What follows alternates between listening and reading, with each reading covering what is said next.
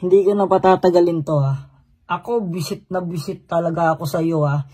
Re-real talkin na kita. Lahat kayo, re-real talkin ko na kayo dahil sa mga katoksikan na ginagawa nyo dito sa social media. Resulta ng lipo ni Antoinette Gale. Walang nagbago. Ayon sa netizens, viral ngayon ang resulta ng pagpapalipo ng vlogger at fiancé ni Wamos Cruz na si Antoinette Gale del Rosario. Matatanda ang ilang buwan matapos ipanganak ang panganay nila ni Wamos na si Baby Meteor. Sumailalim si Antoinette sa BBL, o Brazilian Butt Lift Procedure. Ito ay isang pamamaraan kung saan tinatanggal ang taba mula sa tiyan, bewang, at hita ng isang tao upang ilipat sa kanyang puwet sa pamamagitan ng liposuction.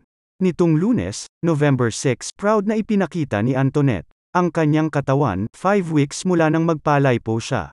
Game na kumasa si Antoinette sa TikTok Dance Challenge ni 4Dayson kasama si Doc Yapi ng The Icon Clinic na siyang doktor niya.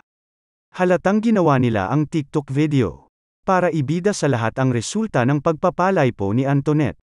Kapansin-pansin naman ang pagliit ng baywang at paglaki ng puwet ni Antoinette. Ngunit sa kabila nito, hindi nagustuhan ng maraming netizens ang katawan ni Antoinette matapos ang liposuction. Pinuna nila na tila walang pagbabago sa katawan ni Antoinette matapos ang liposuction dahil mataba pa rin. Nabash pa ng ilan ang katawan ni Antoinette ngayon, sinasabing mukha na raw siyang Tony Fowler II. Komento ng netizens, mataba pa rin pala kahit retokada na. Wala naman nagbago, para lang siyang naging Tony Fowler II. Mataba pa rin naman. Walang kwenta ang effort mo sa pagbabawas ng taba kung wala ka din namang disiplina sa pagkain. Mabuti pa mag-exercise ka na lang every morning, walang nagbago from ilong te katawan. Dapat sinali yung leg kasi maraming fats. Di bagay mataba pa rin leeg at face. At saka maliit kang babae, Antoinette. Pangit tingnan, malaki puwet. At maliit ang binti at legs, di talaga bagay, sana ni workout na lang para maganda result. Sa totoo lang parang wala naman pinagbago sa mukha niya. Mataba talaga siya. Anhin mo maliit na ang katawan kung ang taba sa mukha. Dun peren. Kung matatandaan, ipinaliwanag ni Antoinette na kaya gusto niyang magpalipo ay para bumalik sa dati ang kanyang katawan. Nae-insecure raw kasi siya tuwing tinatawag siyang mataba o mukhang balyina ng netizens.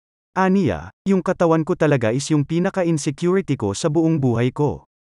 Siyempre, kakapanganak ko palang tapos natatakot ako na hindi na babalik sa dati yung katawan ko. And yung mga comment, nagpadala ako sa mga comments na ang taba ko na, balyina na ako, ganon.